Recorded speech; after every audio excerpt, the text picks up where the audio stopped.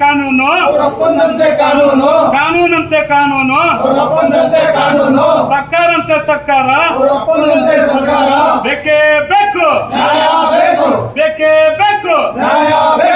Saraswati gas ಮಾಲೀಕರಿಗೆ,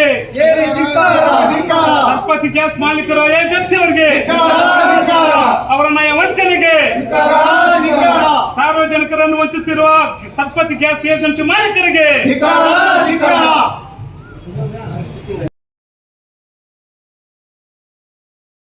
Karnataka Republican ಸಂಘಟನೆ ರಾಜ್ಯಾಧ್ಯಕ್ಷ ಜಿ. ಚಿಕ್ಕನಾರಾಯಣ ನೇತೃತ್ವದಲ್ಲಿ ಕೆಜಿಎಫ್ ತಾಲೂಕು ದಂಡಾಧಿಕಾರಿ ಕಚೇರಿ ಎದುರು ಪ್ರತಿಭಟನೆ.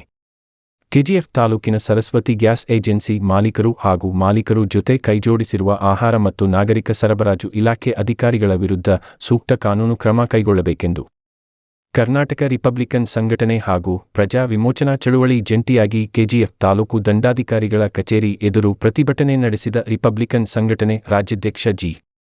ಚಿಕ್ಕನಾರಾಯಣ ಮಾತನಾಡಿ, ಸರಸ್ವತಿ ಗ್ಯಾಸ್ ಏಜೆನ್ಸಿ ಬಾಲಕರು ಗ್ರಾಹಕರ ಬಳಿ ತಲಾ ಒಂದು ಸಿಲಿಂಡರಿನ ಬೆಲೆ ನಿಗದಿಪಡಿಸಿದ್ದಾರೆ.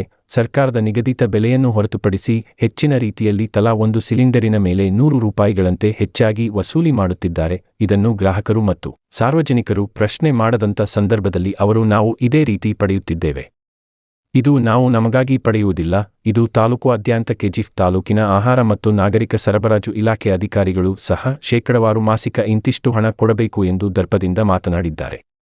ಸರಸ್ವತಿ ಗ್ಯಾಸ್ ಮಾಲೀಕರು ಮಾತು ಆಹಾರ ಮತ್ತು ನಾಗರಿಕ ಸರಬರಾಜು ಇಲಾಖೆ ಅಧಿಕಾರಿಗಳು ಗ್ಯಾಸ್ ಏಜೆನ್ಸಿ ಮಾಲೀಕರಿಗೆ ಪ್ರೇರಣೆ ನೀಡಿ ಸಾರ್ವಜನಿಕರು ಮತ್ತು ಗ್ರಾಹಕರನ್ನು ವಂಚಿಸುತ್ತಿರುವ ಈ ಗ್ಯಾಸ್ ಏಜೆನ್ಸಿ ಮಾಲೀಕರ ವಿರುದ್ಧ ಹಾಗೂ ಆಹಾರ ನಾಗರಿಕ ಸರಬರಾಜು ಇಲಾಖೆ ಅಧಿಕಾರಿಗಳ ವಿರುದ್ಧ ಸೂಕ್ತ ಕಾನೂನು ಕ್ರಮ ಕೈಗೊಳ್ಳಬೇಕೆಂದು, ಕ್ರಮ ಕೈಗೊಳ್ಳದಿದ್ದರೆ ಮುಂದಿನ ದಿನಗಳಲ್ಲಿ ಬೃಹತ್ ಪ್ರತಿಭಟನೆ ಮಾಡುತ್ತೇವೆ ಎಂದು ಎಚ್ಚರಿಸಿದರು. ತಾಲೂಕು ದಂಡಾಧಿಕಾರಿ ಶ್ರೀಮತಿ ನಾಗವೇಣಿ ಅವರಿಗೆ ಮನವಿ ಪತ್ರ ನೀಡಿದರು. ತಾಲೂಕು ದಂಡಾಧಿಕಾರಿಗಳು ಮನವಿ ಸ್ವೀಕರಿಸಿ ಮಾತನಾಡಿದ ಅವರು, ಖುದ್ದು ಸ್ಥಳಕ್ಕೆ ನಾವೇ ಭೇಟಿ ನೀಡಿ ಪರಿಶೀಲಿಸಿ ಮೇಲಿನ ಅಧಿಕಾರಿಗಳಿಗೆ ವರದಿ ನೀಡುತ್ತೇನೆಂದು ಹೇಳಿದರು.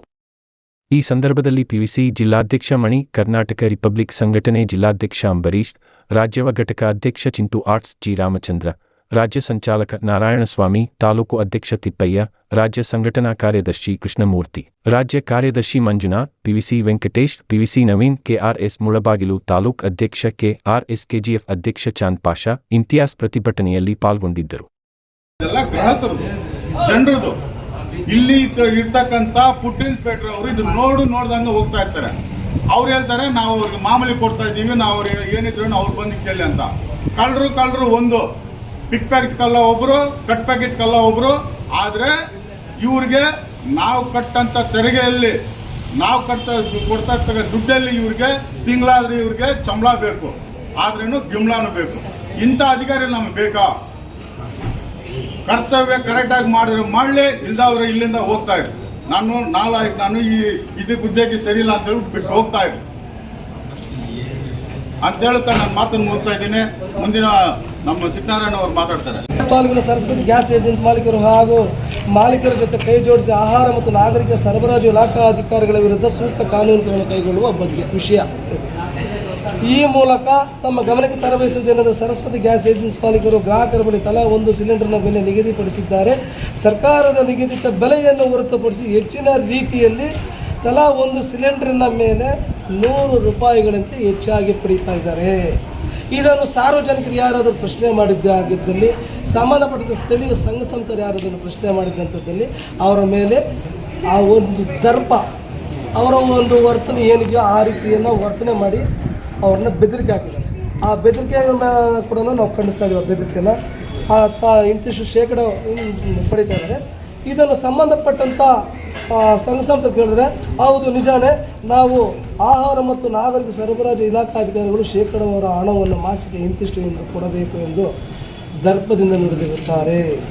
ಸರಸ್ವತಿ ಗ್ಯಾಸ್ ಏಜೆನ್ಸಿ ಮಾಲೀಕರ ಮಾತಿಗೆ ಮತ್ತು ಆಹಾರ ಮತ್ತು ನಾಗರಿಕ ಸರಬರಾಜು ಇಲಾಖಾಧಿಕಾರಿಗಳು ಗ್ಯಾಸ್ ಏಜೆನ್ಸಿ ಮಾಲೀಕರಿಗೆ ಪ್ರೇರಣೆ ನೀಡಿ ಸಾರ್ವಜನಿಕರು ವಂಚಿಸುತ್ತಿರುವ ಈ ಮಾಲೀಕರ ವಿರುದ್ಧ ಸೂಕ್ತ ಕಾನೂನು ಕ್ರಮ ಕೈಗೊಳ್ಳಬೇಕೆಂದು ಮತ್ತು ಮಾನ್ಯ ತಾಲೂಕು ದಂಡಾಧಿಕಾರಿಗಳನ್ನು ನಾವು ಮನವಿಯನ್ನು ಕೊಡ್ತಾ ಇದ್ದೀವಿ. ಅಂಬರೀಶ್